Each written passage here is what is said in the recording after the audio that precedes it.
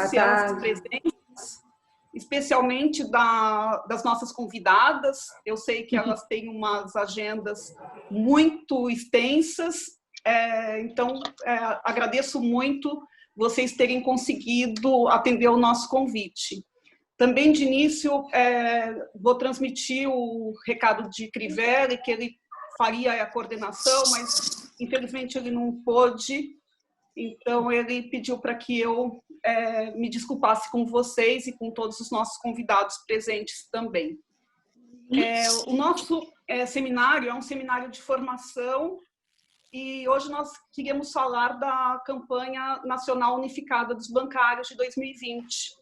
E, por essa razão, nós convidamos a Ivone Maria da Silva, que é a presidenta do Sindicato dos Bancários aqui de São Paulo, e a Juvândia Moreira Leite, que é a presidenta da Confederação Nacional dos Trabalhadores do Ramo Financeiro, e são as coordenadoras do Comando Nacional, e nessa condição elas foram responsáveis pela coordenação da negociação dessa campanha nacional unificada que foi agora em agosto, e terminou em agosto, né, porque a nossa data base é 1º de setembro. E nesse momento atípico, né, por várias razões. Então, eu gostaria que elas falassem para a gente um pouco como foi fazer a negociação nesse cenário tão diferente. Boa tarde, Ivone. Boa tarde, Juvândia. Boa tarde. Quem começa a falar? Você, Juvândia? A Lúcia diz aí. Juvândia, eu acho que a gente podia observar a mesma ordem que foi lá, né? Você fala, assim, até do ponto de vista nacional, e depois a gente traz para São Paulo. O que vocês acham? Eu estou acostumada com essa sistemática. Tranquilo. Muito bem. Bom, eu falo que essa campanha ela é realmente ela é histórica, né? Ela não tem precedentes. Não tem precedentes. O resumo daquela matéria, ele está acontecendo isso. Oi. Oi, dá licença. Por favor, tem áudio aberto, se puder fechar. Todo mundo, inclusive, né, que não for falar, puder fechar o áudio, facilita. Vou fechar o meu também, tá? Muito bem. Bom, primeiro, deixa eu cumprimentar a todos vocês. Boa tarde. Agradecer aí o convite. Cumprimentar a Lúcia, a Ivone, todos que estão aqui. Então, como estava dizendo, essa campanha ela é uma campanha histórica. A gente não tinha programado, não imaginava, acho que ninguém nos piores pesadelos imaginava que a gente viveria esse ano. Então, imagina, assim, a gente tem no Comando Nacional dos Bancários, aí, hoje, porque nessa última campanha, inclusive, nós acrescentamos lá 7 sindicatos, assinaram o nosso acordo, que não assinavam os acordos anteriores. São sindicatos do Rio Grande do Sul, que assinavam o acordo da Contec. Então, a gente tem 148 entidades, 148 sindicatos assinando esse acordo. E você imaginar que a gente tem sindicatos como São Paulo, esse tamanho, com toda a estrutura que tem, e tem sindicatos como Vacaria, que agora não tem nenhum dirigente sindical liberado, inclusive que a gente está tentando liberar. Então, não tem sindicato que tem site, né, que tem jornalista, que tem advogado, que tem economista, tem sindicato que tem o dirigente sindical e alguns dirigentes liberados apenas, às vezes só do setor privado, às vezes só do setor público. Então, esse era um grande desafio, porque os bancários sempre tiveram uma organização nacional forte, né, já assina acordo com convenção coletiva desde 92, porém, nunca tiveram que fazer uma campanha totalmente virtual, eu diria quase que totalmente virtual. Por mais que a gente já tivesse muita experiência nesse sentido de usar as redes sociais, tem muitos dirigentes nossos que estão lá, militam nas redes, são ativos nas redes sociais, estou vendo gente aqui, inclusive, e que sabe utilizar bem as redes sociais, a gente tinha que usar isso na campanha, como uma ferramenta da campanha. Então, o grande desafio dessa campanha era a comunicação, com essa pandemia, como fazer campanha, mobilizando, consultando os trabalhadores, fazendo com que a campanha continuasse representativa, que é um perfil dos bancários. A gente não faz campanha sem falar com os trabalhadores, a gente sempre mobiliza muito, a gente faz consulta, a gente faz assembleias, as assembleias são bem representativas, tem muita presença. E mesmo quando a gente chega, antes da gente chegar nas assembleias da base, a gente já visitou os locais de trabalho, já conversou. Então, a gente fala com muita gente, normalmente fala com muita gente. Então, como numa pandemia, num cenário de distanciamento social, de risco de vida, você fazer a campanha, continuar sendo representativa, né, da vontade dos trabalhadores, com a participação deles. Porque, claro, que campanha sem participação da base, ela é muito frágil, você fica muito à mercê, né, da negociação e à mercê muito do convencimento, da vontade do lado empresarial. Você fica muito à mercê dessa vontade. Se você não tiver representatividade, se não tiver mobilização, a campanha vai ser muito frágil. Então, lá desde o começo da pandemia, assim, a Contraf já tinha um sistema que reunia, por conta de ser uma entidade nacional, já tinha buscado um sistema para reunir a direção. A gente tinha reunião semanal. Então, a gente pensou, antes da pandemia começar, inclusive, desde o ano passado, como é que a gente reúne a direção sem ter aquele custo e para que a direção esteja mais integrada, mais unificada. Então, a gente já tinha um sistema de fazer essas reuniões semanais, essas reuniões virtuais. E quando começou a pandemia, aí a gente teve que fazer negociação, assim, né? É outra grande mudança. A gente falou, bom, e aí, pensando nisso, nós fomos buscar um sistema que tinha, né, no mercado aí que possibilitasse continuar fazendo as reuniões da direção, fazer as negociações.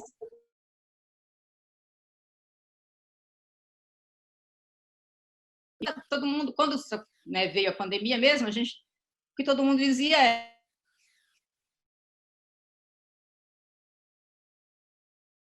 quando acaba, isso não se desenvolve uma vacina com menos de 2 anos. A gente pensou, bom, isso é longo prazo, então vamos atrás de sistema das assembleias. E aí São Paulo tinha também pensado nisso, desenvolvido um sistema, encontrado um sistema para fazer as assembleias em São Paulo.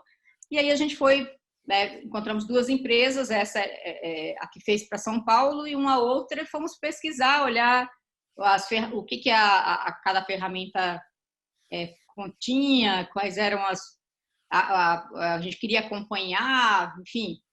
E a gente viu que a gente podia desenvolver um sistema parecido, integrar, né, o sistema parecido com o de São Paulo, porque a gente achou que era o melhor, comparando as 2 empresas.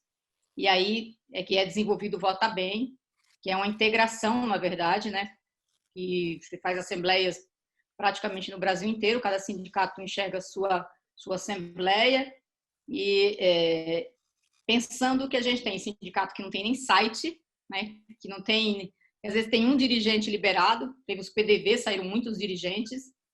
Então, pensando que a gente tem sindicato que não tem nem rede social, não tem site, e tem sindicato que tem site, tem redes sociais, tem uma atuação. Mas eu acho que, de maneira geral, todos os sindicatos deram um salto muito grande nessa questão virtual, na utilização das redes sociais, na utilização do site, enfim, na comunicação virtual. Essa foi uma campanha marcada, eu diria que é um traço dessa negociação, um traço dessa campanha. E aí era o grande desafio. Então, a gente acha a ferramenta, aí vem o Zoom, aí nós resolvemos adotar o Zoom, e aí sai um monte de história de que não é seguro, vai roubar os dados, enfim. E aí você vai, né? Tem o Teams, tem o Zoom, a Fenaban tinha um sistema, você vê que o sistema da Fenaban é horrível, né? Nós tivemos 15 rodadas de negociação, era uma vez no nosso, uma vez no deles, toda vez que era no sistema deles era horrível, que ele oscilava, travava, não tinha as mesmas ferramentas que a gente utilizava no comando embora eles tivessem medo dos dados serem roubados, porque tinha aquela notícia de que os dados as reuniões de Zoom estavam sendo invadidas, enfim, os dados estavam sendo clonados, roubados, mas a gente, quando aconteceu as 15 rodadas de negociação, nós fechamos a campanha e, que eu saiba, enfim, nenhum dado foi roubado e, com certeza, nenhuma reunião foi invadida. Então, essa parte tecnológica a gente superou. E nós soubemos usar a tecnologia para fazer esse processo de mobilização, né? E educar os dirigentes. Então, a Contrato também fez cursos para como utilizar as redes sociais. Nós realizamos a consulta com quase 30 mil pessoas respondendo àquela consulta. Fizemos pesquisa sobre teletrabalho com 11 mil trabalhadores respondendo à pesquisa. Nós fizemos as conferências estaduais, então todo mundo teve que fazer assembleia, mesmo esses sindicatos pequenos tiveram que inovar, tiveram que aprender, usar o sistema para fazer as assembleias, para eleger os delegados, para participar das conferências estaduais, para participar da Conferência Nacional. A Conferência Nacional foi certamente a conferência mais vista na história das conferências, né? Porque a abertura da conferência foi muito prestigiada, né? E o presidente Lula transmitiu nas suas redes sociais, então isso fez com que a conferência fosse a abertura fosse a abertura mais vista da história das nossas conferências. Então a gente bateu inclusive vários recordes, né, nessa campanha que a gente não imaginava. Então, se você pensasse lá em janeiro, em fevereiro, começo de março, como é que seria essa campanha? Nós tínhamos o plano A e o plano B. Acho que numa negociação você nunca pode ter um plano só, você não pode, você tem que estar preparado para, né, você traçou um objetivo, traçou a forma de chegar naquele objetivo. Se não der certo de um jeito, você tem que ter outras alternativas. Você nunca pode, você tem que ter sempre uma carta na manga, sempre, né? Você tem que ter a base junto com você, mobilizar, porque senão você fica refém mesmo da vontade do patrão. Você sempre tem que ter plano A e plano B, né? Você tem que ter sempre essa carta na manga, porque senão você pode dar tudo errado e você de repente não sabe o que fazer. Então a gente imaginou com a outra atividade, cobramos, tentamos negociar, mas sabendo que era muito difícil que os bancos fizessem, porque também talvez se a gente estivesse do outro lado nós não iríamos fazer. Por que vai facilitar a vida, né, da gente? Por que vai facilitar a vida, né, dos trabalhadores? Se eu sei que eu tenho um limite, a campanha tem um limite, a database tem um limite, por que eu vou facilitar a vida? Renata. Então, por que facilitar a vida se eu posso dificultar? E eles mostraram desde o começo da negociação que eles não iam dar outra atividade. Então, acho que assim, para contextualizar essa campanha, a gente traçou aí os 2 calendários, viu que o calendário que era com outra atividade, fazer a campanha só em janeiro de 2021, não ia dar certo. Nós traçamos o calendário com o dia 31 de agosto sendo o limite, né, o 1º de setembro é a nossa database, e aí, de lá para cá, como é que o que teria que acontecer? Em quanto tempo teria que ser feita a consulta? Em quanto tempo as assembleias teriam que acontecer? Nós fomos já buscar ferramentas para ajudar os sindicatos que não tinham condição para viabilizar todo esse processo, enfim. Então, eu acho que foi isso, foi foi tomar as iniciativas, traçar o plano, envolver os trabalhadores. Eles se envolveram demais nessa campanha, se envolveram muito. Então, eu diria que nessa última assembleias finais, a gente teve em torno de 120 mil bancários votando em todo o Brasil, em todos os bancos, participando, votando, como nunca, com certeza nas assembleias anteriores, nas campanhas passadas, a gente não teve tanta gente participando da assembleia, né, votando na proposta. Claro que o bancário sabe, acompanha, fala para o sindicato que gostou, mas ele meio que terceiriza, ele fala assim, vai lá e decide por mim. Então, você pega uma assembleia, podia ser muito maior, dessa vez não, ele estava na casa dele, ele votou também, ele tinha toda a liberdade de votar sim, votar não, Então, no geral, ele aprovou por 93% a proposta da FENABAN, a proposta do Banco do Brasil foi aprovada com 83% de aprovação, a da Caixa, a média nacional, com 70% de aprovação. Eles foram propostas muito bem aprovadas pela base. Então, eu acho que o resultado, a base diz. A base aprovou bastante a campanha, o resultado das assembleias mostra isso. Essa campanha foi realmente um grande desafio. Um grande desafio. Tinha regras, na negociação tinha lá suas várias regras, porque você está fazendo por um sistema. Então, os bancos tinham medo de gravar, de sair, de vazar as negociações. Não porque tivesse nada demais nas negociações, é porque quando os bancários, os dirigentes que estão lá no comando, que ouvem aqueles absurdos que os bancos falam na mesa através do negociador, se os bancários ouvissem diretamente, eu acho que eles se revoltariam ainda mais. Mas, enfim, eles tinham lá uma série de regras para a negociação acontecer, como tem quando ela é presencial. Então, esse foi realmente um grande desafio, porque além das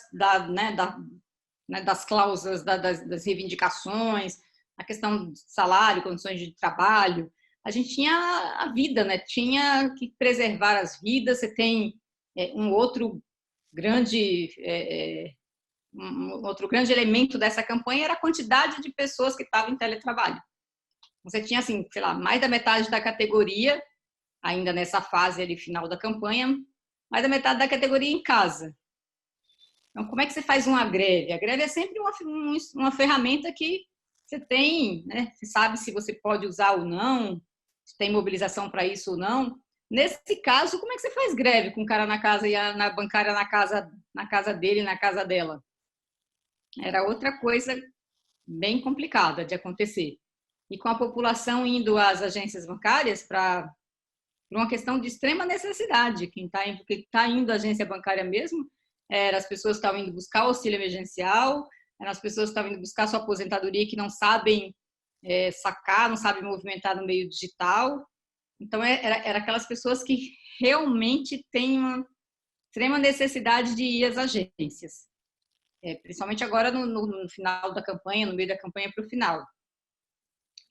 Porque no começo da campanha já era diferente o cenário, inclusive as agências tinham muito mais gente, mas também as pessoas necessitadas, né? Gente que estava indo buscar seu FGTS, gente que está indo buscar o seguro-desemprego, gente que está com problema com crédito.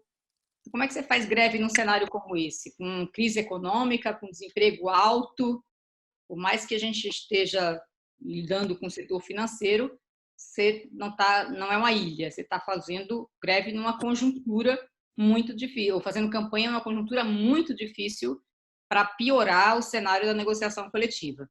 Porque a negociação ela é influenciada por vários fatores, né? Os atores, o cenário, se tem crescimento, se não tem, se tem inflação, se não tem, entendeu? Se tem mobilização, se não tem. Então, a pandemia foi o cenário completamente atípico, né, das nossas campanhas. Acho que para contextualizar e falar um pouco da campanha é isso. Obrigada, Juvândia. Eu vou pedir para a Ivone, então, complementar agora, falar também sobre essa contextualização da campanha.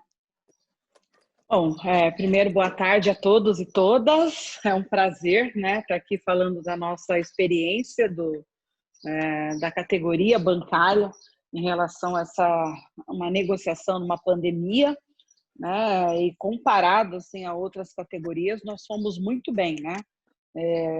E aí eu acho que, assim, complementando aí um pouco o que a Juvândia falou, primeiro, eu acho que isso tem a ver com a nossa organização, né? Que a nossa convenção coletiva de trabalho, ela não foi feita agora, né?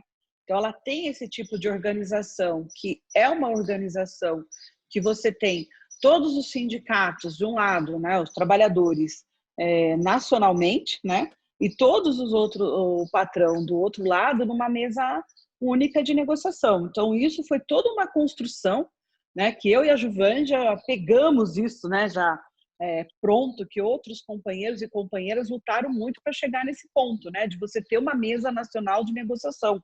que o bancário do Bradesco ganha a mesma coisa aqui em São Paulo e ganha a mesma coisa no Tocantins, no Amazonas, em Porto Alegre, ou seja, no Brasil inteiro o piso é o mesmo. Isso, as categorias não têm isso, né? E as categorias que têm isso normalmente é de uma única empresa, que nós estamos falando de 120 bancos, né? Porque nós temos 5 maiores, mas aqui em São Paulo a gente tem uma infinidade aí de bancos, né? Que são, às vezes, tem 100 trabalhadores, 200 trabalhadores, 2.000 trabalhadores. Então, isso foi toda uma construção, né, de muita luta da categoria bancária, que lá atrás teve essa visão, né, no final da década de 80 e início da década de 90, de fazer uma convenção coletiva de trabalho nacional. E depois nisso, nós colocamos aí a questão de, nessa mesma mesa, porque antes só tinha bancos privados e tinha uma outra negociação por bancos públicos, de ter uma mesa única, né? Então, quando a gente fala campanha nacional unificada, e a gente não fala campanha salarial, porque primeiro que a campanha nacional dos bancários, ela não trata só de coisas econômicas, né? Então, vamos lembrar que a gente tem uma mesa, cláusulas de igualdade de oportunidade, em que a gente tem desde 2000, né? 2001, que a gente faz esse debate, e que fomos uma das primeiras categorias a discutir isso, né? Nós temos o mapa de diversidade, né? Então, a gente discute muito mais. Então, a campanha nacional, ela porque ela é uma campanha de todos os itens, não só econômica, ela é nacional porque ela negocia nacionalmente e ela é unificada porque hoje nós temos bancos públicos e privados na mesma mesa. Isso é importante, muito importante, e principalmente para o momento que nós estamos vivendo, né? Então, assim, nesse momento de economia, de pandemia, isso facilitou muito a nossa vida, essa forma nossa de organização. Também pensar que nós já fazemos acordos coletivos de 2 anos desde 2016, né? E 2018 foi a primeira vez que nós fizemos acordo coletivo, né? A nossa convenção coletiva sem greve, né? Então, esse ano nós repetimos esse modelo de 2018. Nós fizemos um acordo por 2 anos sem greve, né? Então, já não era mais novidade da categoria, né? A última que nós fizemos foi em 2016, né? E isso, lógico, teve muitas críticas, era uma mudança, né? De tudo que a gente fazia, que todo ano tinha greve, você tinha todas essas reivindicações. E como a Juvândia falou, nós estamos preparados até para tentar fazer as mobilizações, né? Mas, por exemplo, em São Paulo, nós teríamos mobilizações nas agências, porque os prédios estão vazios, né? A Cidade de Deus não tem 300 trabalhadores, o SEIC não tem 200 trabalhadores lá dentro agora, está todo mundo em home office. E isso também foi um ganho da categoria, né? Porque nós conseguimos negociar em março que a categoria ficasse em casa, né? Então, também essa foi uma outra coisa muito importante nesse ano. Então, a nossa campanha nacional esse ano ela foi recheada de acúmulos, né? Que nós já tínhamos, né, da nossa história, da nossa luta, né, e que nós conseguimos realmente fazer negociações, né? Então, várias categorias hoje, infelizmente, não conseguem ter um canal de negociação com o patrão, né? É obrigado até as suas campanhas acabar no tribunal. E aí a gente vê o desastre que acontece quando vai para o tribunal, que foi o que aconteceu nos Correios, né? Que é um absurdo, né? Você ter um tribunal que retire direito dos trabalhadores, né? Que é conquista de muitos anos. Então, o movimento sindical hoje ele tem enfrentado o Estado, né? Então, nessa campanha nacional isso foi muito forte, né? Nós enfrentamos aí todo o Estado, e o Estado, quando eu digo, é o federal, é o municipal e é o estadual, né? Porque dentro de uma pandemia nós tivemos todos os governadores e prefeitos fingindo que estavam combatendo, né? Que estavam fazendo o combate aí, protegendo, fazendo isolamento social, e era mentira. Então, São Paulo foi muito descarado isso, né? Que a gente percebeu agora, que abriu tudo e não conseguiram resolver o problema porque era um fingimento.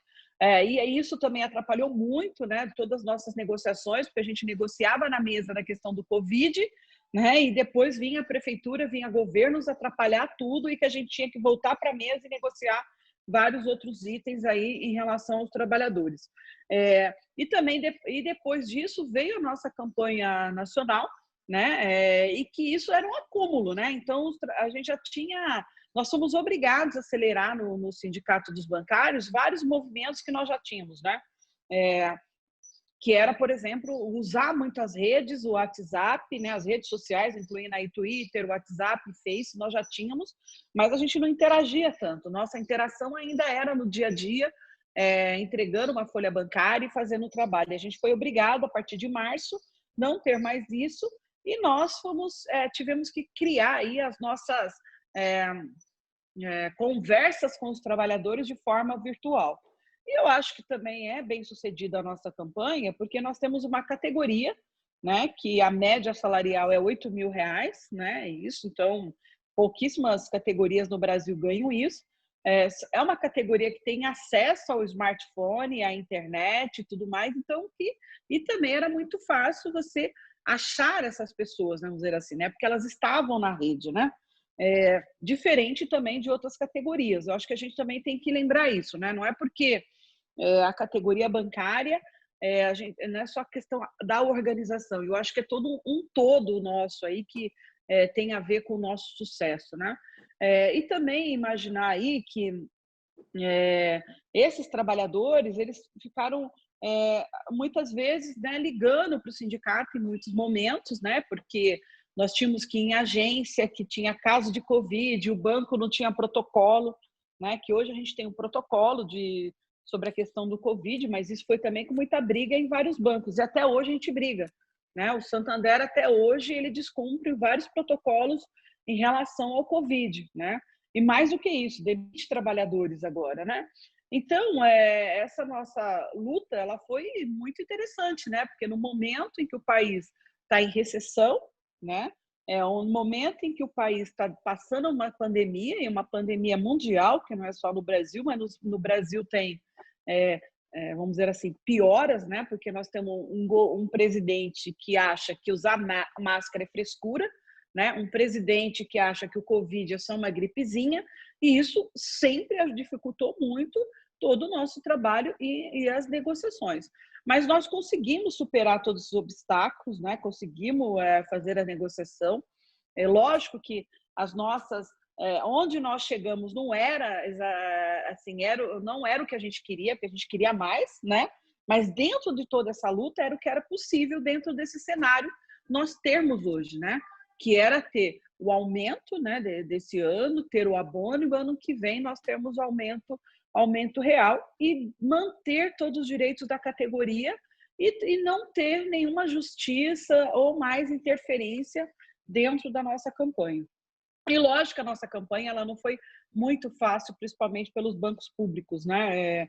A Giovândia está aí, a gente sabe o sofrimento que foi, né? Todos que são de bancos públicos, sabe o sofrimento que foi você conseguir ter essa negociação, né? Porque todo momento o governo federal tentava, de alguma forma, retirar direitos da categoria, né? Principalmente de bancos da CEF e do Banco do Brasil, porque essa era a diretriz do governo, fazer retiradas de direitos, né? E isso foi muito difícil, mas nós conseguimos superar. E dentro do Sindicato dos Bancários, acho que nós tivemos em São Paulo, nós conseguimos superar muitos outros obstáculos, né? Nós fizemos uma eleição antes da nossa campanha, né? Uma eleição que nós tivemos que as pessoas votarem eletronicamente, então foi uma mudança, né? Tanto para o movimento sindical também como para os trabalhadores, e isso foi bem aceito, né? A gente foi medindo isso em algumas assembleias anteriores à nossa eleição e depois nós conseguimos fazer a nossa eleição. Porque nós achávamos que, apesar de toda a conjuntura, seria pior se nós adiássemos a eleição. Porque como a gente acompanhava muito todas as discussões em relação ao Covid, nós sabíamos que essa não era uma pandemia que provavelmente iria passar tão rápido. Só que a gente imaginava que não fosse passar, não demorasse tanto a passar, né? Porque eu lembro que as primeiras reuniões que eu e a Giovândia faziam com os bancos, né? Às vezes separados, a gente pergunta, e aí, qual é a avaliação de vocês, né? Todo mundo falava, do pior cenário é 3 meses, né? E agora nós estamos em 6 meses, né? E todos os bancos erraram o cenário e todo mundo errou o cenário, né? Então, eu acho que e conversando a gente decidiu fazer a nossa eleição. Antes deu certo todo o processo, e aí o escritório do Crivelli, ele foi muito importante para isso, para nós, né? Dando todo o suporte nisso, né? Foi assim, eu acho que o know-how para vocês, né, do Crivelli, e para nós também, de fazer uma eleição eletrônica desse tamanho, né, com uma base de 130 mil, 150 mil trabalhadores, né? E depois também das nossas assembleias, né, que como o Brasil tiveram muitas pessoas também votando, o nosso sindicato teve mais de 20 mil trabalhadores votando nas nossas assembleias eletrônicas de final de campanha. Isso é muito, né? Isso é muito em comparação a todas as assembleias que nós tínhamos presenciais.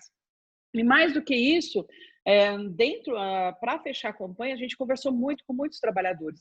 Então, nós fizemos uma assembleia virtual no sindicato, em que o modelo era híbrido, né? Em que tinha umas pessoas falando e as pessoas acompanharam através do Facebook, do YouTube, do Twitter, em que no momento tinha 2.800 pessoas acompanhando, né? Isso para o movimento sindical é muito, né? Porque normalmente a gente faz assim assembleias ou mesmo reuniões no sindicato em que aparece 100, 200, 300 pessoas. Então, nós do movimento sindical bancário, nós soubemos muito bem usar a tecnologia para a organização dos trabalhadores, né? E isso foi um aprendizado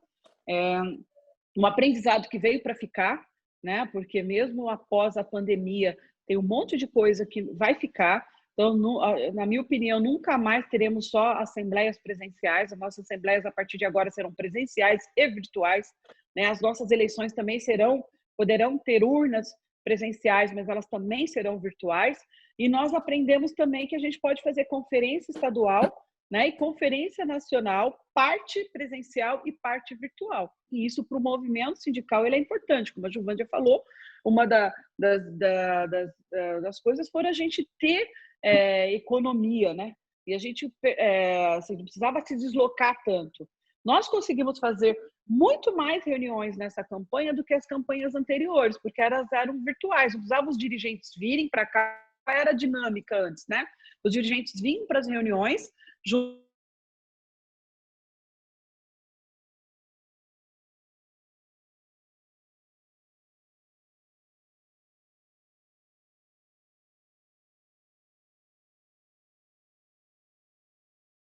teve semana que a gente teve 3, 4 reuniões seguidas, né? Virtualmente isso era possível, né? Não precisava deslocar as pessoas já estavam lá. Fazer essa dinâmica melhor. Então, assim, é ruim organizar vamos dizer assim, mudar, né? Que elas falam que a indústria 4.0, o sindicato também terá que se adaptar a isso, é um sindicato 4.0, né? E nós vimos que a tecnologia, o uso da tecnologia, ela pode ser sim aplicada à organização dos trabalhadores, né? E que isso pode ser muito viável. Agora, qual será o nosso grande desafio agora, né? Eu acho que depois disso é a questão de como que o uso dessa tecnologia não faça demissões dos trabalhadores, né? Porque nós sabemos que agora nós estamos qual é a nossa briga agora? É não demissão nos bancos, né? E a gente percebe que alguns bancos já começam a demitir. Então, como é que nós vamos realocar esses trabalhadores, requalificar esses trabalhadores que estão no sistema financeiro, para que a gente também não diminua tanta a categoria e que essas pessoas também tenham relocação no mesmo espaço do banco, né? Porque o banco agora, a ideia deles é manter o home office, né? E mais do que isso, né? Tem aí os bancos que falam que é do first remote, né? Que é primeiro, remoto primeiro, né? Primeiramente remoto. Ou seja, eu posso trabalhar onde eu estiver, né?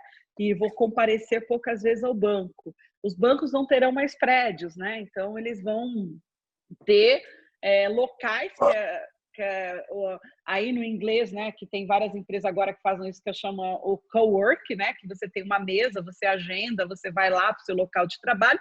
Ou seja, nós vamos ter que aprender.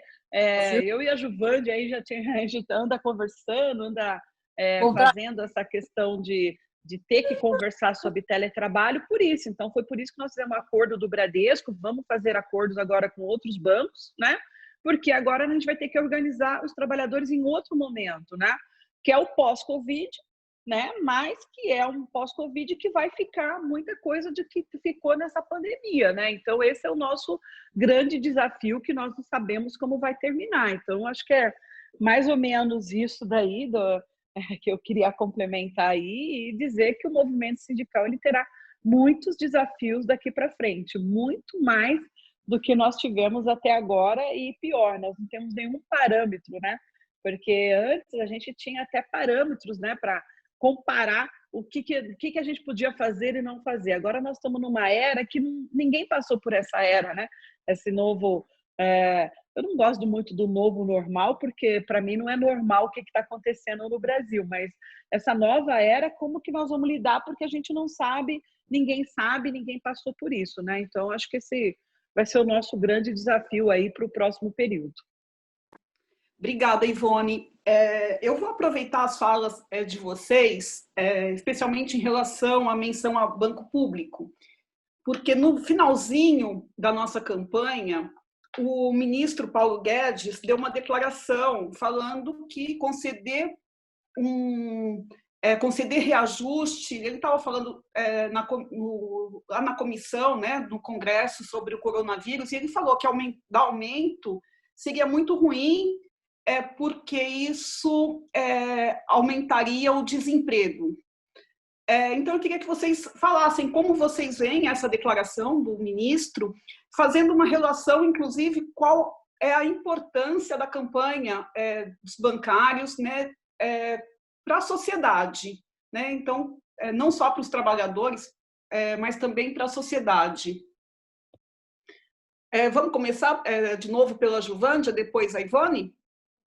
Eu vou só pedir também, quem não tiver falando, para deixar o microfone desligado, tá? Bem, Lúcia, é uma questão bem interessante.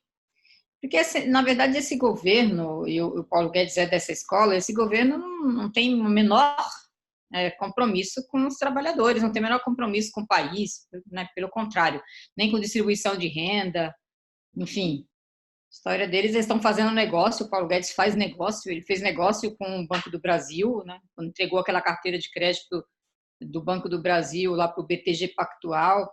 Esses caras estão fazendo negócio.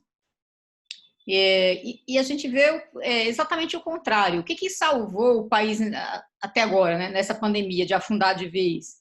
É o auxílio emergencial. O auxílio emergencial de R$600 colocou mais de 50 bilhões de reais na economia, no bolso das pessoas, né, de mais de 60 milhões de brasileiros receberam auxílio emergencial. E o que salvou, inclusive, a equipe econômica que salvou a economia do país até agora, uma das coisas que salvou a economia do país até agora foi o auxílio emergencial. Então, fazendo essa mesma relação, toda vez que o trabalhador tem renda, toda vez que ele aumenta os seus rendimentos, em especial, né, os trabalhadores, eles vão consumir mais, eles vão... Numa pandemia que você olha as famílias, tem alguém, né? Quase todas as famílias têm uma pessoa desempregada, o número de desempregados é muito grande no nosso país, por conta da crise econômica, já vinha muito grande e agora, por causa do coronavírus, ficou muito pior. Então, assim, o bancário tem família e ele é arrimo de família, ele vai ajudar muita gente com a PLR, com o emprego, com o salário. Então, toda vez que o trabalhador ganha, né, o país ganha. Então, a gente, na nossa campanha, só quando você olha 3, 4 verbas, você está colocando 8 bilhões de reais na economia. 8 bilhões de reais que vai de norte a sul do país, uma categoria que está colocada no Brasil inteiro, que acabou de receber só de PLR 6 bilhões de reais. Quer dizer, somando essa parcela e uma projeção da segunda, vai receber em torno de 6 bilhões de reais só de PLR. Imagina a injeção de recursos que isso traz para a economia, inclusive que é retorno para o governo, porque quando ele consome, isso vira imposto, né? e imposto vira arrecadação. Então, assim, é algo absurdo você ouvir isso do ministro da Economia, né, mas de um governo que não tem compromisso nenhum com o país, e que pagou o auxílio emergencial. A salvação dele também é o auxílio emergencial, que, né, na verdade não era, eles não queriam fazer, muito menos no valor que foi feito, e acaba capitalizando, né, porque acabou que o auxílio emergencial melhora a avaliação do Bolsonaro. Né, é algo que é entristecedor, mas melhora a avaliação do Bolsonaro. E muita gente, com o auxílio emergencial, gente, começou a fazer reforma na casa. Para quem tem uma renda como de bancário, pensar assim, R$600 dá para fazer uma reforma na casa, né, você fica assim, isso é... Não, isso é a realidade, né? Tem reportagem sobre isso, porque tem gente que ganhava menos. Bolsa Família é menor, muito, muito menor do que isso. Então, as pessoas que estavam em Bolsa Família, 14 milhões de pessoas já tiveram um upgrade. Então, as pessoas com a renda básica, elas começaram a melhorar algum cômodo na casa, fazer alguma reforma. Isso é mão de obra, é material de construção, é venda. Salário é a mesma coisa, reajuste é a mesma coisa. Então, quando o trabalhador, quando você garante renda, você garante que isso vai circular na economia. Quando você concentra a renda, aí você garante poupança. Aí é paraíso fiscal, os dividendos distribuídos pelos bancos, vira o quê? Se você pegar Bradesco, Itaú, Santander e Banco do Brasil, né, uma distribuição aí de 43 bilhões de dividendos sem imposto nenhum, isso vira o quê? Com certeza o cara não vai consumir aqui no país. É claro que nós estamos falando da pandemia, então o cara também não vai viajar. Quem está aqui não vai viajar agora, né? Mas normalmente isso vira consumo lá fora, viagem internacional. Então, o caminho é a distribuição de renda, sim. O caminho é salário, é emprego, é direitos, é renda. É isso. A importância da nossa campanha, eu acho que nem nós temos, né, essa dimensão da importância mesmo da nossa campanha. E a gente coloca no papel algumas verbas. Mas se você olhar mesmo todas as verbas corrigidas, né, todos os valores, né, ao longo de um ano, nós estamos falando de mais de 20 bilhões, quando você soma tudo, né, todas as correções, todas as gratificação de função, a gratificação de caixa, né, todas as verbas que você recebe ali, que a comissão prevê, toda essa correção, você está falando de valores muito consideráveis, espalhados nesse Brasil inteiro, por quase 450 mil trabalhadores, que tem famílias, que tem gente que é sustentado por eles, e agora na pandemia mais ainda. Acho que o auxílio emergencial só nos mostra um pouco a relação salário e dinheiro no bolso do trabalhador.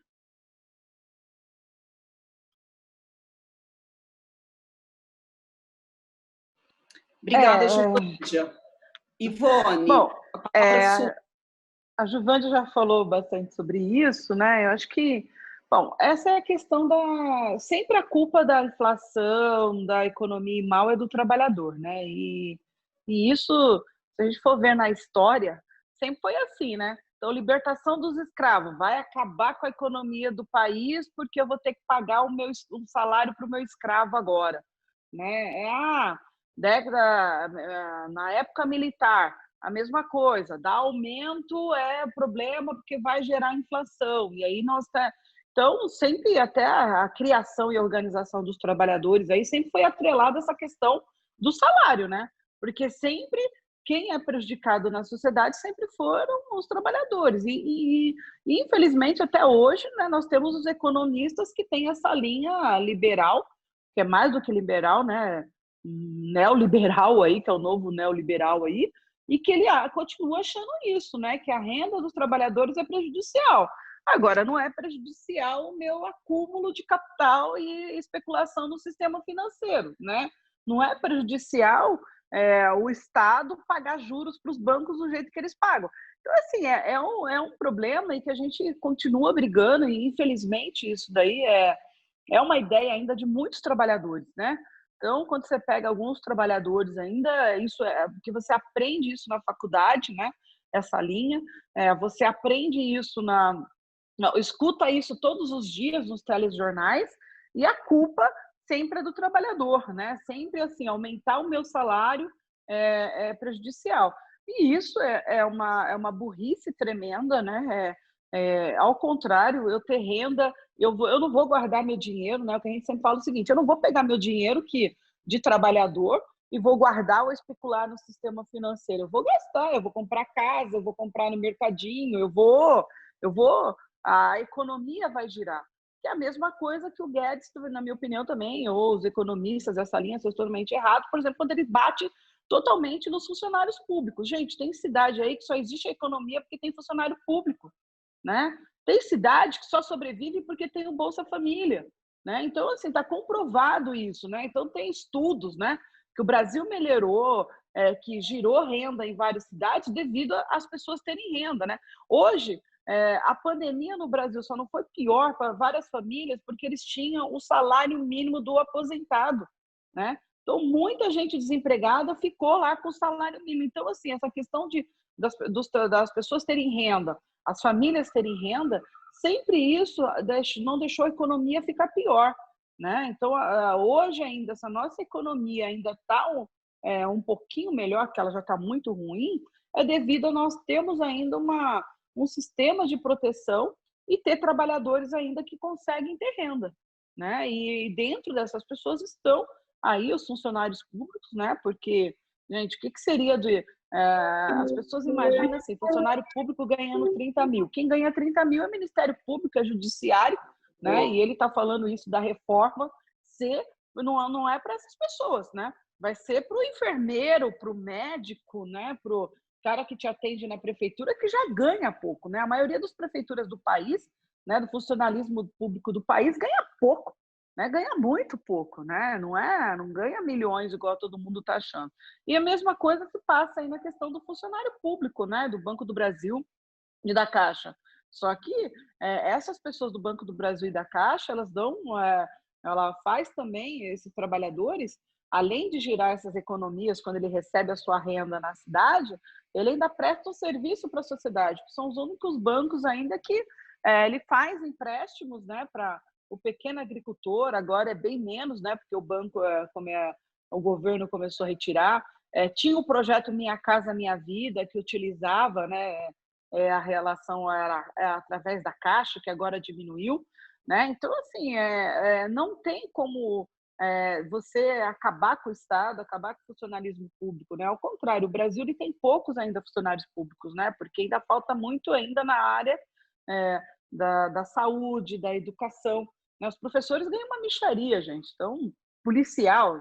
Então, assim, quem são os ricos aí que ele fala em relação a isso, né? Então, nós do movimento sindical somos contrários a isso, né? E acho muito ruim que sempre o trabalhador que paga, né?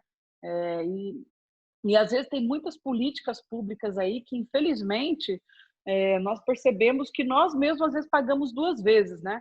Então, se a gente pensar aí na questão hoje da casa própria, né?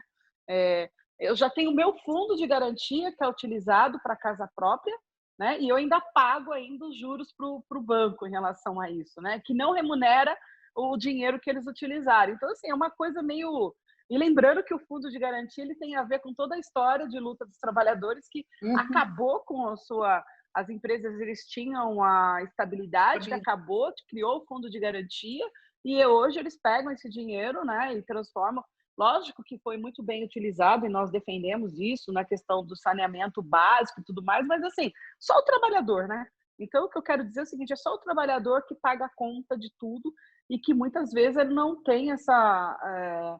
Só que é o trabalhador que movimenta e ele é o consumidor dentro dessa sociedade. Então, eu acho que durante o governo Lula e Dilma, isso foi demonstrado, né? Quando ele ganha bem, tem aumentos reais, ele gasta, a economia melhora e nós conseguimos, por exemplo, passar pela crise de 2008 muito bem. Agora, infelizmente, nós não vamos passar pela crise de 2020 porque o pensamento é diferente, que é de retirar dos trabalhadores.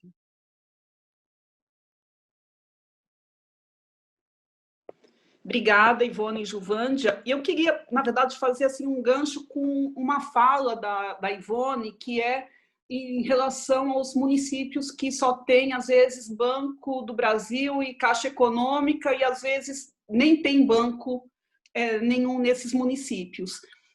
Com essa nova situação, com teletrabalho, com bancos devolvendo imóveis, vocês veem a expectativa de que finalmente esse problema seja resolvido, porque também tem relação com a distribuição de renda, né, com a utilização do dinheiro nesses municípios?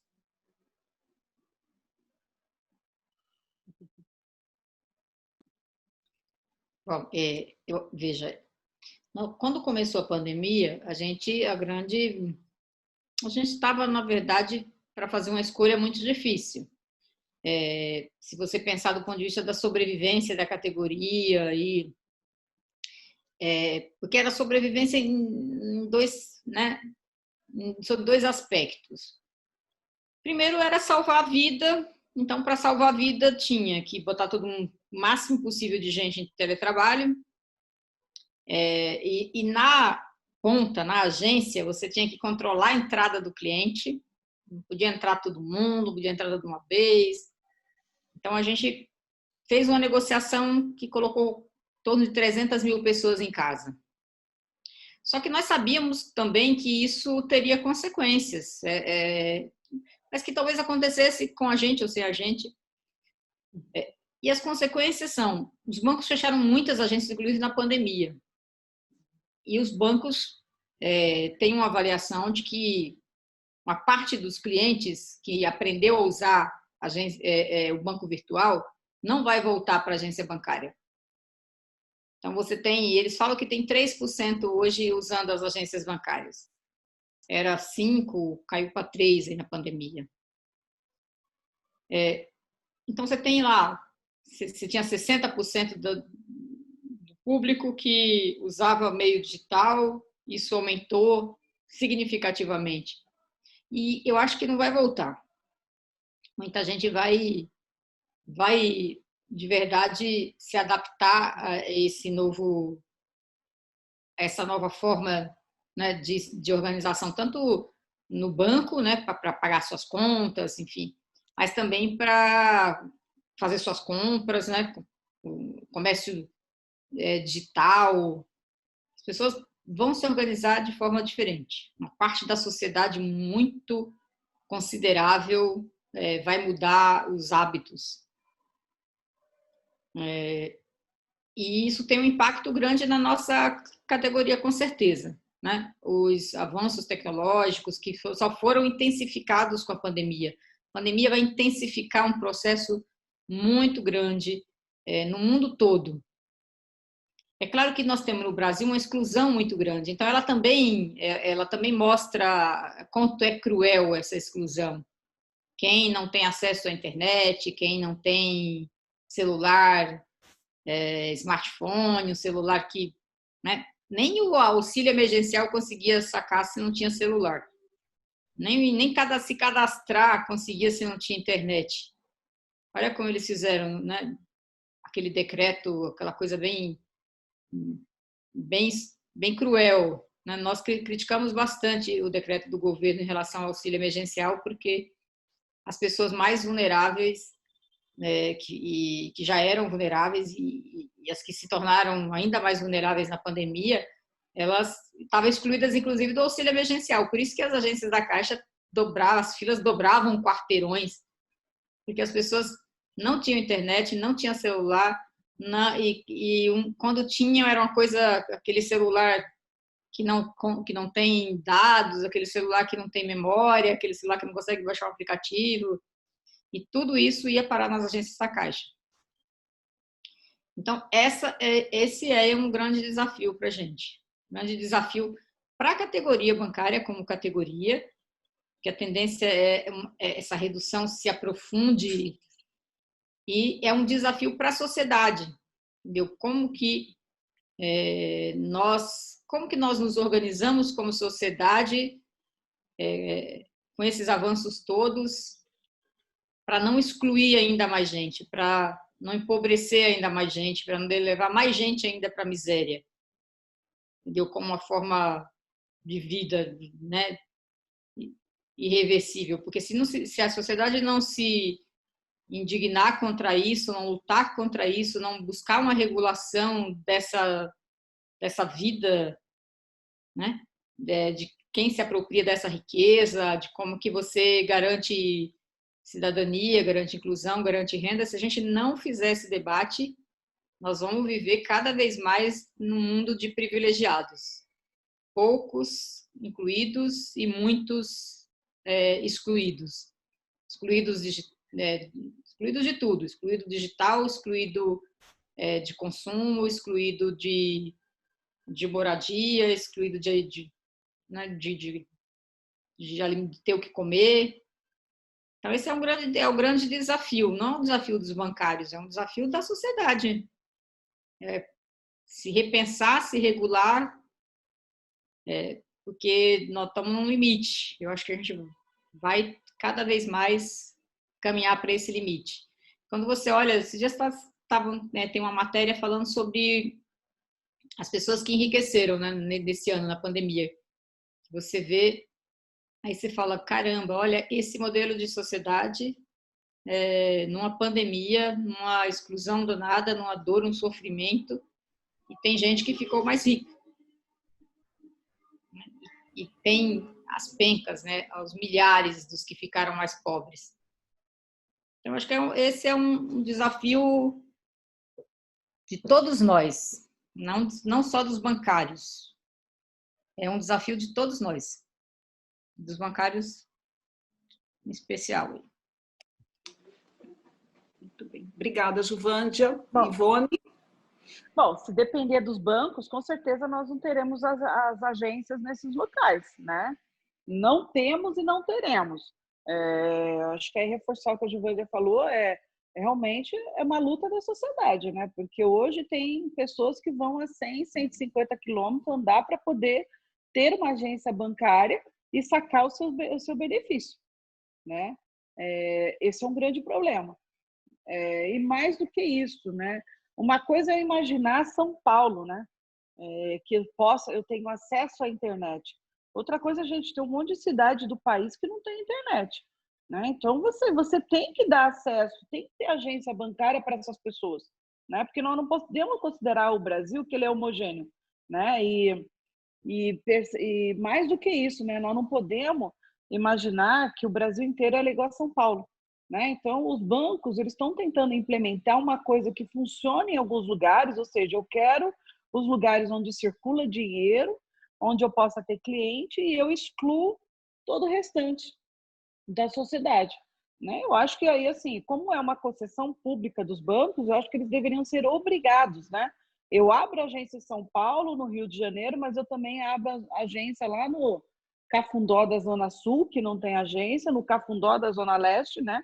Em São Paulo, e também em cidades do Brasil todo que não tem nem internet direito. Então, assim, eu acho que teria que ser uma obrigação, né? É uma concessão pública, então deveria ser obrigado, mas se depender dos bancos, com certeza a tendência é essa concentração nas capitais e o resto do país ficar sem nenhuma agência bancária e o cidadão que se vire, né?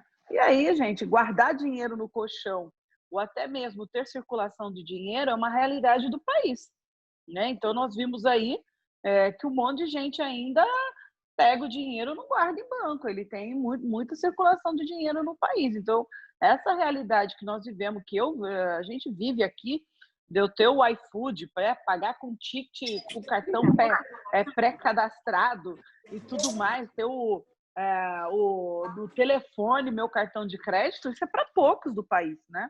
A maioria das pessoas, elas ainda ganham o seu salário em dinheiro sacando na agência bancária, né? E essas eram as grandes filas que tinham aqui.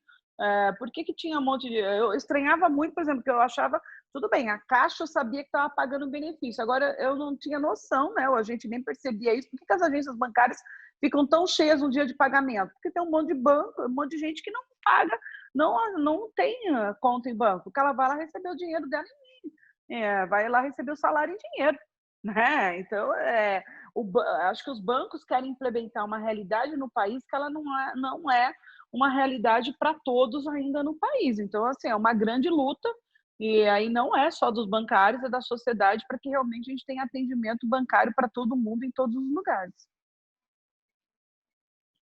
Muito bem. Eu vou aproveitar que vocês estão aqui, vou fazer ainda mais uma pergunta. E aí eu vou aproveitar já para falar para quem quiser, então, se inscrever para perguntas, eu faço por meio do nosso chat, tá? E aí a Simone está colocando agora a inscrição para falar, tá bom? O que eu ia perguntar ainda em relação, então, ao teletrabalho?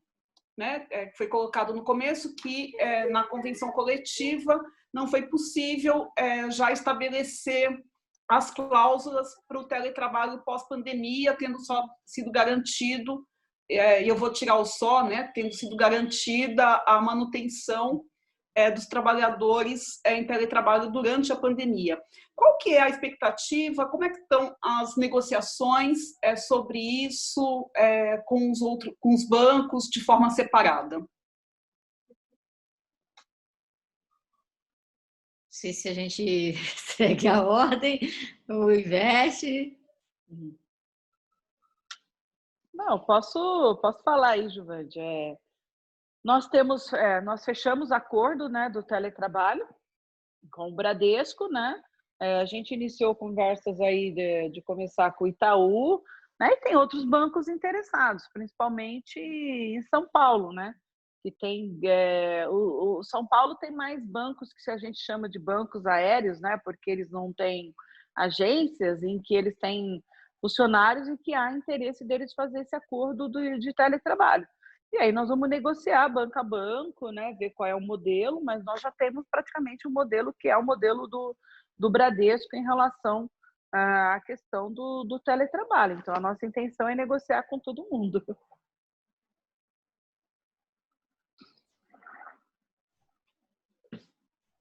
Bom, Ivone falou desse desacordo. Eu destacaria no teletrabalho o seguinte: teletrabalho, no geral, no Brasil, ele precisa de uma regulação. Diz que tem muitos projetos de lei tramitando, muitos parlamentares que estão discutindo, que elaboraram, que estão elaborando sobre teletrabalho, trabalho em aplicativo, trabalho remoto, de uma maneira geral. Porque, na verdade, o mundo inteiro experimentou o teletrabalho, né? Então, assim, o parlamento hoje, os parlamentares, eles conhecem o que é o teletrabalho.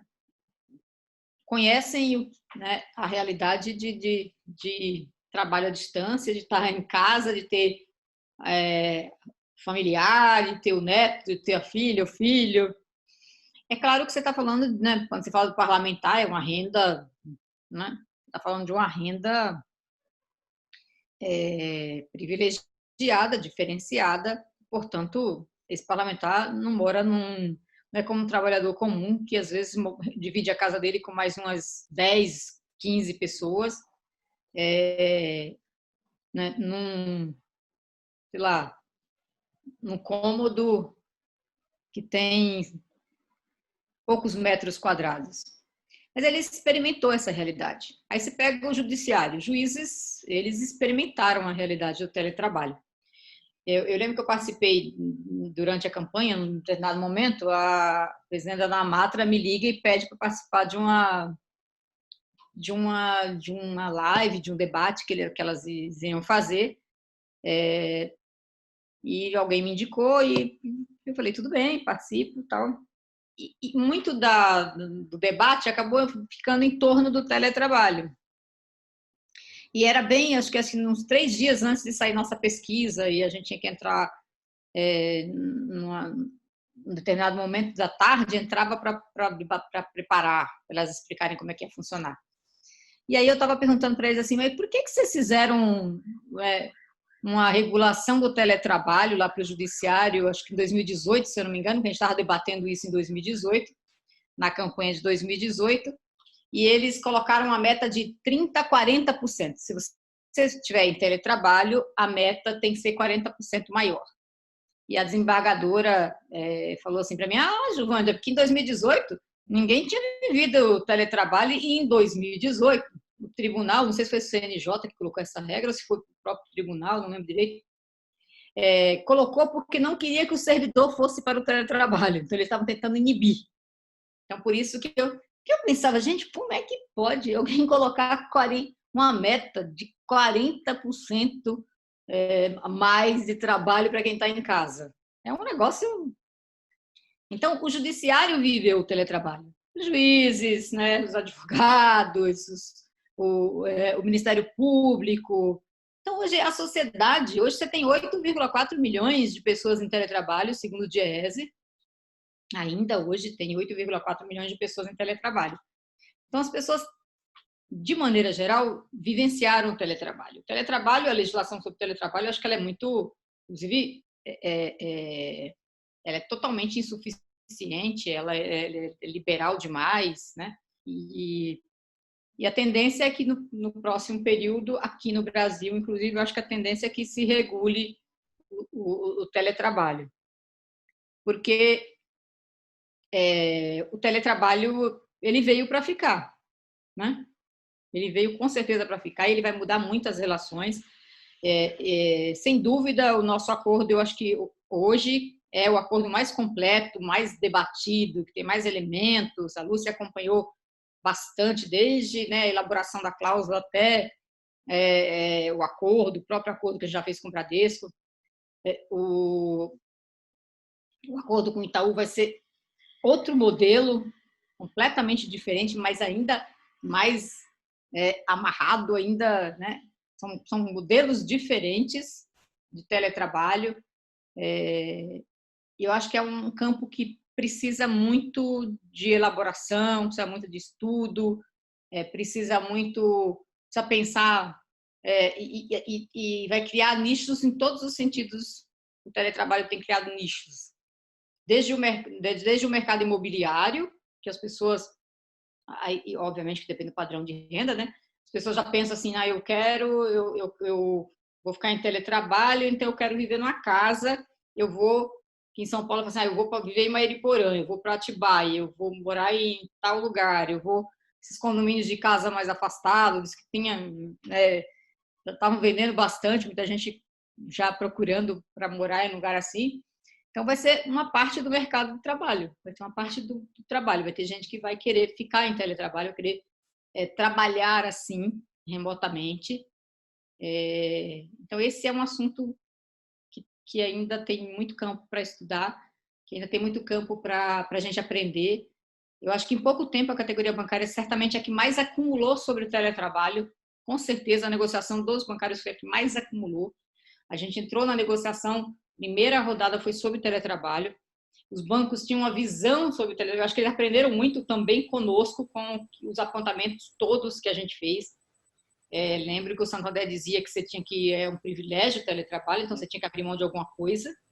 Agora ele está com um acordo individual de teletrabalho, mas ele não está querendo reduzir nada. Primeiro que ele não pode, né, que a convenção não permite. Mas ele sabe que o contrário, né? A gente tirou desmistificou essa história de que era um privilégio. Na verdade, é um privilégio para o empregador. Ele tem uma redução enorme, né? Os bancos começaram a entregar prédios. O Banco Brasil vai vender 5 prédios. O Banco Itaú entregou aqui o prédio da Brigadeiro, né, Ivan? E uma parte lá do ITM. Então, os bancos, as empresas economizaram. Tem uma amiga aí uma amiga minha que fala que a empresa dela foi para teletrabalho, que eles faziam 12 mil processos no mês no trabalho presencial, fazem 18 mil no teletrabalho. Então, eles produzem muito mais em teletrabalho, porque eu acho que as pessoas também ficam assim, elas não têm referência, elas estão sozinhas, elas não sabem quanto que elas estão produzindo a mais. Elas ficam, a gente viu isso na pesquisa, medo de não ser visto, medo de não ser notado, medo de perder o emprego, é tudo muito intenso. Você está aqui na sala da tua casa, a cozinha está ali do lado, o banheiro está ali do lado, você sai, sabe? É muito pelo contrário, o teletrabalho é mais intenso, tem tendência que adoeça mais né, as pessoas. Então, enfim, é uma coisa que a gente vai ter que estudar bastante, vai ter que acompanhar muito. E a ideia dos nossos acordos é que os sindicatos acompanhem. Os sindicatos precisam acompanhar esse trabalhador. Precisa estar, né, fazendo conversas, entendendo né, o dia a dia, a realidade, vendo como que ajuda, como que interfere, até para aprimorar esses acordos daqui a 2 anos, que os acordos nossos são de 2 anos. Não sei. Vou daqui a pouquinho. Tá. Beijo. Tchau. Muito bem, obrigada. Na verdade, o Roberto ele tinha feito uma inscrição, mas ele está sem o microfone. Então, na verdade, a questão dele é também em relação ao Santander, né? Em relação às atitudes do Santander. Eu imagino que seja qual é a relação com a campanha salarial, o que o Santander está fazendo atualmente. Era isso, Roberto? Traduzir sua pergunta? Eu estou perguntando, mas está sem microfone, né, gente? Ele não consegue responder. Mas, enfim, eu entendi que é dessa forma, então eu formulei a pergunta assim. Vamos dizer que o Santander vamos dizer assim, um saquinho de maldade, né, gente? Porque, assim, ele é totalmente fora da curva de todos os bancos que nós estamos lidando, né? Desde que voltar as pessoas, por exemplo, em São Paulo, voltar as pessoas para os prédios, né? Ele está fazendo o inverso que os outros bancos estão fazendo, que manter as pessoas em home office, então ele está voltando. E aí nós tivemos problema já na torre, né? Porque congestionamento nos corredores. Também o Santander ele tem feito demissões, né? Começou bem antes, né? Foi o primeiro banco. A postura dele na mesa de negociação é a pior possível, né? Se imaginar. E também ele ataca os dirigentes sindicais, o movimento sindical a todo momento, né? Então é uma postura assim que não dá para acreditar, né? Que até que ele tem feito e acha que pode tudo. E agora também, por exemplo, nessa questão do teletrabalho, ele começou a mandar cartas para as pessoas assinarem até sexta-feira, individualmente, e vai fazer o teletrabalho, porque eles defendem a tese deles é que pode fazer, não precisa fazer acordo com o sindicato para o teletrabalho, né? Então, o movimento sindical tem feito muita campanha contra o Santander, porque, para mim, é o pior banco que existe no Brasil hoje, né? Só que eu acho também que é um tiro no pé, né? Porque a insatisfação dos trabalhadores dentro da empresa também ela é muito grande, né? As pessoas só estão no Santander, muitas vezes, por falta de opção, né? Porque se elas pudessem ir para outro banco, para outro lugar, elas iriam, porque elas têm sentido mesmo um total desprezo, né, da diretoria do banco com os seus funcionários, né? Então, é um caso realmente que a gente vai ter muito trabalho aí, o movimento sindical, de lidar com todos esses ataques que eles têm feito ao movimento sindical.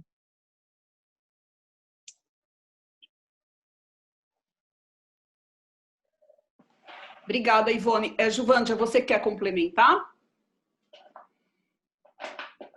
Não, concordo com a Ivone. O Santander é um banco que não tem compromisso com o Brasil. Ele veio aqui para ganhar dinheiro, é o site mais lucrativo dele no mundo, é isso, né? Aqui lá ele não demite, aqui ele demite, lá ele faz acordo, aqui ele não faz, entendeu? Então ele vai fazer acordo? Vai fazer acordo se tiver pressão, vai fazer acordo. Como é que uma empresa é obrigada a fazer uma coisa? Se os trabalhadores pressionarem a fazer. Ou se eles começarem a acumular e ver que vai ter um passivo trabalhista muito grande, se as pessoas... Aí isso é o tempo, né? Não é agora. Se as pessoas começarem a entrar com ação individual e falar assim, não, aquilo ali não era um contrato individual, era um acordo, eu fui incorporado num acordo geral, porque eu não tive condição de alterar nada naquele contrato. Então, ele arcou com risco, porque a reforma trabalhista também passou a ser vantajoso para o empregador descumprir a lei, fazer o que quiser, porque ela desmobiliza, ela dificulta o acesso à justiça, né, para reclamar direitos. Então, é a regra básica do movimento sindical, a regra básica né, o que pode fazer com que o Santander mude de ideia e negocie teletrabalho, ou pare de emitir, ou qualquer outra coisa. É mobilização. A gente tem condição de mobilizar hoje suficiente para, né, para arrancar uma negociação? Acho que não. Se a gente tivesse, ele faria. Hoje, não. Então, a gente vai ter que acumular. Vai ter que traçar uma estratégia, como é que a gente acumula, e acumular para pressionar o banco a negociar, porque senão ele não vai negociar. E se ele não tiver nenhuma consequência, se isso não tiver nenhuma consequência, vai ser vantajoso. Ele não vai pagar, por exemplo, a ajuda de custo ele não paga, os outros pagam, mas isso também passa a ser um produto, né? Entre você escolher um banco como o Santander e escolher um banco como o Itaú, você vai escolher o banco que você acha que tem uma vantagem maior. Passa a ser também uma espécie de um atrativo para aquele empregado. Certo. O Roberto tinha complementado a pergunta dele, mas eu acho que você já respondeu, Juvândia, que na verdade ele queria saber exatamente isso, se haveria possibilidade de negociação, e aí você já fez esse esclarecimento na sua resposta. Quem está inscrita agora é a Renata Cabral. Renata. Tirei meu vídeo. Oi, gente, boa noite a todos e todas. Bom vê-las. Eu vou pegar um gancho, na verdade, quando a gente está falando de negociação coletiva e de... Eu vou perguntar, obviamente, não é perguntar a importância do sindicato, mas é situar a questão da representação via sindicato hoje, né? Situar no mundo, no Brasil, no momento de pandemia, né? A categoria bancária demonstrou aí que pode e fez um baita trabalho com todo com a pandemia, se organizou, se mobilizou, fez as conferências, fez a negociação e conseguiu fechar um acordo. E a gente não podia deixar de falar aqui, por exemplo, numa categoria agora, né? A gente acabou de citar dos Correios, que teve uma greve julgada pelo Tribunal Superior do Trabalho de uma forma catastrófica e o que traz à nossa sociedade, o que a gente vê em relação aos Correios foi uma empresa que simplesmente se negou a negociar e não restou alternativa. A alternativa foi a greve, e foi uma greve de mobilização grande, mas quando você bate a porta do judiciário, você vê um judiciário organizado e já vindo aí de reforma trabalhista, enfim, dando uma decisão que nos faz acender todas as luzes amarelas para as dificuldades maiores que estão aí. Então, as dificuldades são gigantes, seja porque a gente vem de reforma trabalhista, seja porque a gente está no momento de um governo que não dialoga, uma posição no meio de uma pandemia. A gente sabe que, além de não terminar, a gente tem as consequências pós-pandemia, mas, por outro lado, a gente teve uma organização bancária merecedora de aplauso nesse momento. Pode ser também um grande canal de comunicação com o empregado? É possível que a gente pegue daqui um gancho maior para que haja um fortalecimento sindical? Essa é uma pergunta.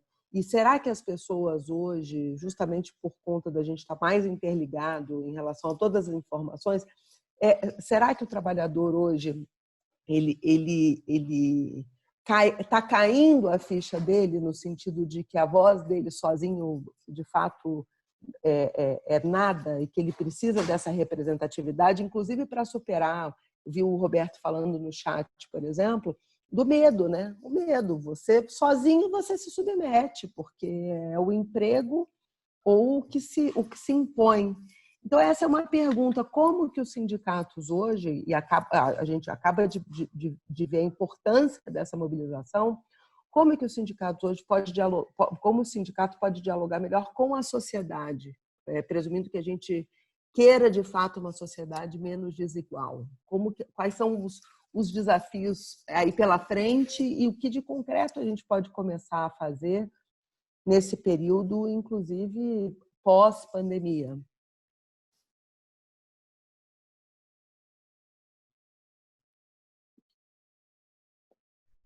Pergunta nada fácil, hein, Renata? As perguntas dificílimas, né? Mas é que a gente fica matutando e é o que a gente procura. Mas eu tenho certeza que vocês têm um caminho aí para guiar a gente. Gente, olha, é o seguinte, esses dias eu ando meio... Eu sou uma pessoa muito otimista. Eu falo assim que eu sou pessimista na análise, mas eu sou muito otimista na ação. Mas eu confesso que esses dias eu ando meio pessimista. Ontem eu fui ali na Contraf, eu estava olhando ali o viaduto do Chá, olhando o centro, eu pensei o seguinte: acabou a pandemia e ninguém me avisou, só eu não sei que acabou a pandemia. Porque as pessoas, elas se comportam, parece que está tudo normal, entendeu? Eu vejo um monte de gente sem máscara, as pessoas, entendeu? E aí você pensa assim: poxa, acabou a pandemia e não me avisaram. Então, eu acho que a sociedade é um pouco, no geral, assim, ela é um pouco alheia a isso. Agora, o caminho da transformação, eu acredito muito que as mudanças, elas são, claro, elas são lentas, graduais. Eu não sei se a forma de organização, através dos sindicatos, seja a forma de organização, né, dessa sociedade aí. Eu acho que a gente está numa fase de transição. A sociedade, o mundo está em transição, tem muita coisa que vai acontecer. Quando você pensa na década de 80, não tinha celular, você não tinha essa interligação que a gente tem hoje, sabe? Você não falava com o mundo todo com a facilidade que você fala hoje. Nós estamos na sociedade do conhecimento, né? Nós estamos entrando nessa sociedade do conhecimento. Esse é um mundo novo que se abre. E conhecimento é muito difícil de você engarrafar, né? Simplesmente ali. Então, eu acredito que eu não sei o que é que vem, né? Mas eu acredito que essa sociedade do conhecimento ela vai trazer profundas transformações. Eu não sei se a organização sindical, como é que ela fica, se ela é a organização nesta sociedade, né? Então, eu não sei como que essa sociedade vai funcionar. Mas as coisas ainda vão demorar um tempo. Claro que os sindicatos, né, hoje eles são, para esses trabalhadores organizados, para esses trabalhadores que têm carteira de trabalho assinada, eles são... faz a diferença muito grande se você é um trabalhador que tem um sindicato que atua, se você não tem um sindicato que atua. Diferença, talvez, entre a vida e a morte nessa pandemia. Né? Uma categoria como a nossa, que falou assim, não, opa, fecha a porta da agência, entra o cliente de um em um. Nós somos os primeiros a fazer essas coisas tão rápidas, cobrar medida tão rapidamente. Eu ia na farmácia aqui do lado de casa, as portas abertas, entrava todo mundo. A menina da farmácia sem máscara, coitada, ela tem que comprar a máscara delas, sabe? Ela falou, então, que diferença faz se você tem um sindicato que eu cobro a empresa para te dar máscara, dar álcool em gel, para te proteger, para falar assim, olha, desde como é que o cliente entra na agência a uma categoria que não tem isso. Então, faz uma diferença muito grande, né? Infelizmente, as pessoas não sabem que faz essa diferença. Até porque não é interessante que as pessoas saibam isso, né? Se elas soubessem e se elas se organizassem, o mundo não seria desse jeito. Então, a organização é a forma. Como é que ela vai ser? Se é via sindicato, se não é? Como que essa organização vai acontecer? Eu acho que nós estamos, por exemplo, um ano eleitoral. Para mim, sempre é um ano importante. Assim, um ano eleitoral é um ano extremamente importante. E eu espero que das urnas nas cidades saiam muitas coisas, saiam coisas boas. Vivo aqui numa grande metrópole que está triste, abandonada. São Paulo está um negócio absurdo. Não é só por causa da pandemia, não, é por causa da gestão mesmo, é por causa do descaso. E você imaginar se a gente tivesse um prefeito que se importasse mesmo com o povo nessa pandemia. Que diferença teria feito para a Brasilândia, para o Jardim Sapopemba, sabe, para bairros pobres, miseráveis, que muita gente morreu no descaso, sabe, só por causa do descaso do poder público. Então, eu acredito muito...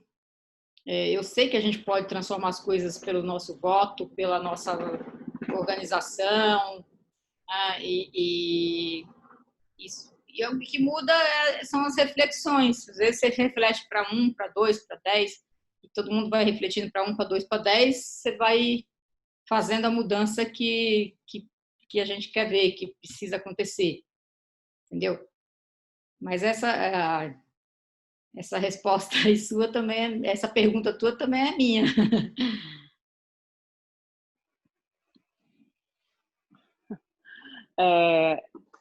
Na minha opinião, assim, tem uma disputa da sociedade, né? E é uma sociedade hoje no Brasil em que nós voltamos no tempo, né? Em que você ir para a rua, ofender homossexuais, ofender mulheres, né? Achar que mulher tem que estar atrás do tanque lavando roupa é normal, né? Então antes pelo menos as pessoas tinham vergonha de falar isso, agora é descarado, né? Eu não gosto de negro, xinga negro na rua. Então assim, é uma sociedade que nós vimos assim, ela retrocedeu, só que na verdade era uma sociedade que era a realidade da sociedade, né? Então não é que essas pessoas voltaram assim, agora eu sou homofóbico. Ela sempre foi, ela só não tinha coragem de demonstrar. E é uma sociedade em disputa, né?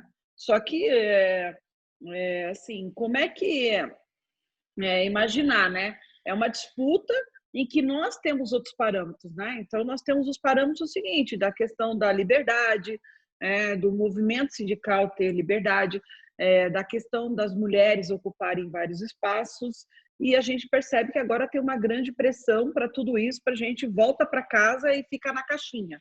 Só que não tem mais como, né? Fala para uma menina de 15 anos que ela vai voltar ela vai ficar em casa, vai casar, ter filho. Não vai. É uma outra geração, é uma outra coisa, porque ela viu a mãe, a avó, a bisavó já no mercado de trabalho, trabalhando. Então, assim, então nós vamos disputar muito essa sociedade. E o movimento sindical, nós temos que ajudar essa disputa realmente no âmbito hoje da disputa do Estado, que é a política, né? Então, os sindicatos, eles vão ter que realmente, agora, nessas eleições municipais, a gente tem se engajado muito nelas, enquanto militantes, porque nós queremos que vença o nosso projeto. O que é o nosso projeto? É o projeto de ter um Estado, que o Estado ele é obrigado a bancar, e não o Estado neoliberal, né? E essa disputa nós vamos ter que fazer nas eleições. E é isso que a gente está fazendo. Agora, como vai fazer isso, eu acho que vai ser muita, realmente, conversa com a população e como que a gente vai fazer essa militância nos bairros, né? Porque, como nós estamos falando, o movimento sindical, ele mudou, né? Então, eu não vou achar mais o trabalhador no SEIC ou numa agência, eu vou achar ele no bairro dele, né? Porque ele vai ficar boa parte da sua vida lá, mesmo a laboral, dentro da sua casa. Então, o movimento sindical também vai ter que se reorganizar para conversar com o trabalhador no seu bairro.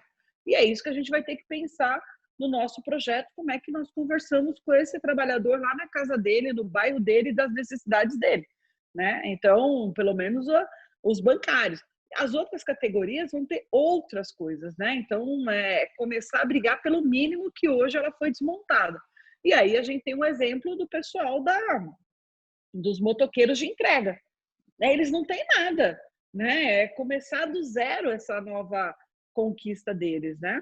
Mas, na minha opinião, como sempre a sociedade, ela sempre teve em disputa, vai continuar em disputa, e o movimento sindical ele vai ser central nisso, mas nós não temos respostas a tudo ainda. A gente está fazendo e vamos vendo como é que acontece isso no dia a dia, né? Então, nós não temos fórmula pronta ainda disso, não. Nós vamos ter que conversar muito sobre como que nós vamos fazer essa disputa na sociedade. Obrigada, Ivone. Obrigada, Juvândia. O Marquinho, de Florianópolis, também está inscrito. Na verdade, é a nossa última inscrição. Marquinho, você pode falar, se está com a palavra, tá? Olá, estão me ouvindo? Sim, Marquinhos. Boa tarde, Juvândia, boa tarde, Ivone, doutora Lúcia, doutora Renata, os demais companheiros e companheiras. Eu acho que a gente está naquele momento, né, Renata, de entender quais são as perguntas que a gente precisa fazer, né? Eu acho que a gente não deve ficar tão ansioso assim em respostas. Eu acho que elas vão surgir naturalmente, como disse a Juvândia, como disse a Ivone, durante esse processo novo que a gente está enfrentando, né? E nós temos tido aí a possibilidade de ter muito aprendizado nos últimos anos. Em 2016, nós fizemos aquela nossa campanha nacional às portas do golpe que acabou impeachmentando a presidenta Dilma. Em 2018, fizemos a campanha ali às vésperas da eleição do Bolsonaro, um processo extremamente, né, tumultuado, cheio de novidades, como o uso das redes sociais pela direita, enfim, né? Esse ano fizemos uma campanha no auge, né, de uma pandemia, né? E 2022 nos aguarda aí novamente um processo de fragmentação, de eleições novamente, né? A gente não sabe como é que vai estar o ambiente político e tal, né? E aí, então eu gostaria que a Juvândia, a Ivone, falasse um pouco sobre como é que a gente vai reconstruir o engajamento da categoria, né, para a gente poder enfrentar esse 2022 que se aproxima. Porque o resultado das nossas assembleias demonstraram, né, que há uma confiança por parte da categoria nas lideranças sindicais, há uma confiança na forma como a gente se organiza e conduz a campanha. E a questão que eu acho que é a reflexão que nós temos que fazer daqui por diante, Juvândia, Ivone, é sobre como transformar essa credibilidade que a categoria tem em relação às suas lideranças em engajamento efetivo, porque realmente, como foi dito aqui, eu acho que esse modelo até agora tem salvado a nossa pele, a nossa categoria, mas a gente não pode esquecer que está existindo, assim como está se naturalizando as mortes com a pandemia, há uma naturalização na sociedade da perda de direitos. Hoje, poucas pessoas se dão conta do que é o trabalho, por exemplo, desse pessoal dos aplicativos, né? Um trabalho extremamente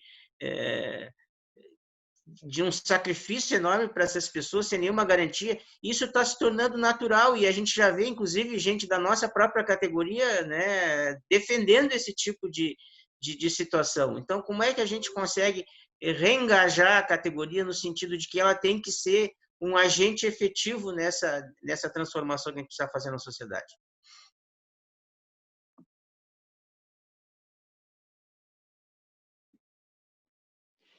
E aí, Marquinhos? Só tem pergunta difícil aí, hein, Juvândia? O pessoal quer...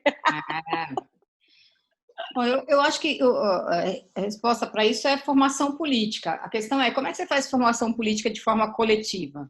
É muito complicado, né? Então, os sindicatos precisam fazer formação política. Claro, lato sensu a gente faz, né? Quando a gente faz a campanha, a gente politiza, a gente fala das privatizações, da retirada de direitos desse governo, né? Do que representa esse governo. A gente está lá no meio da campanha, está fazendo um monte de...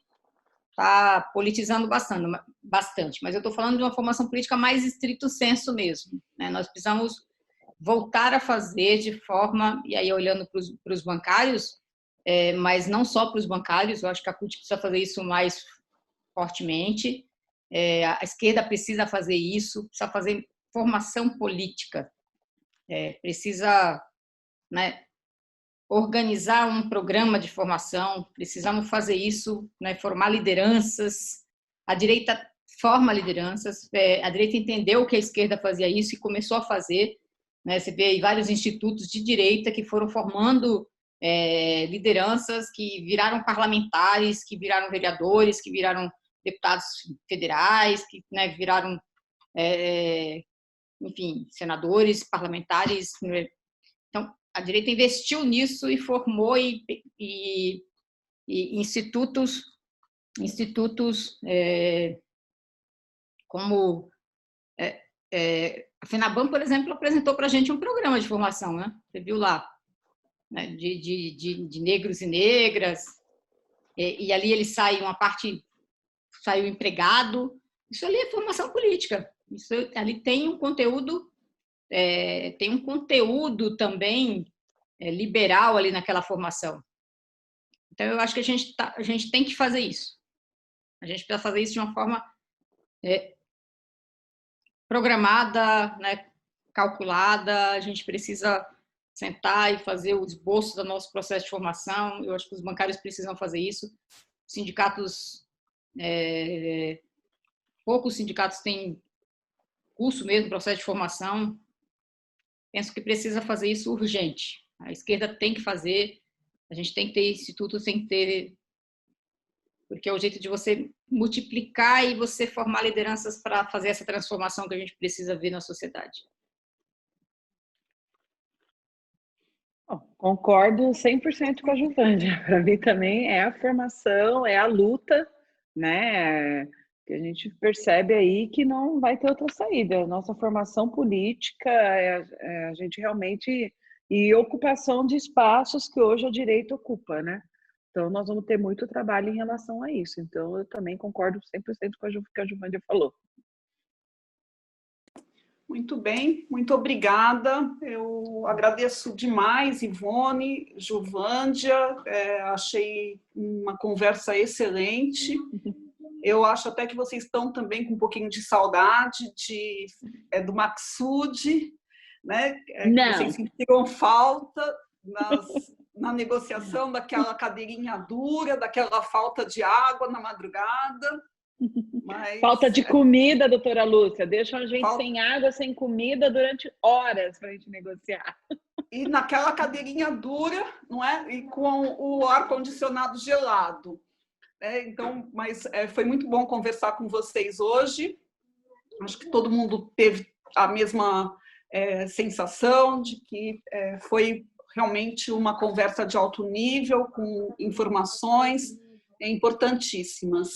Não é? Então, como a gente vai continuar com negociações, gostaria já de convidá-las para uma volta, para vocês falarem sobre as outras negociações de teletrabalho, quando elas acontecerem, né, com mais bancos, e outros temas que são sempre muito bom a gente debater e conhecer. Vou aproveitar também para agradecer a Ana Paula e a Simone, que são da equipe interna, e o Renan, que nos auxiliaram. E dar boa noite e agradecer também todos os nossos outros participantes e convidados. Bom. Eu que agradeço aqui o convite e estou disponível aí para as próximas vezes para nós debatermos aí sobre as questões aí do trabalho, da vida, né? E todas essas coisas estão acontecendo por aí. Então, eu que agradeço aí a todos vocês. Está gravado, hein, Ivone? Tá bom. Eu agradeço, Lúcia, o convite, prazer revê-la e revê-los a todos aqui. Prazer vê-los, gente. Se cuidem, né, da saúde física e mental. Precisa.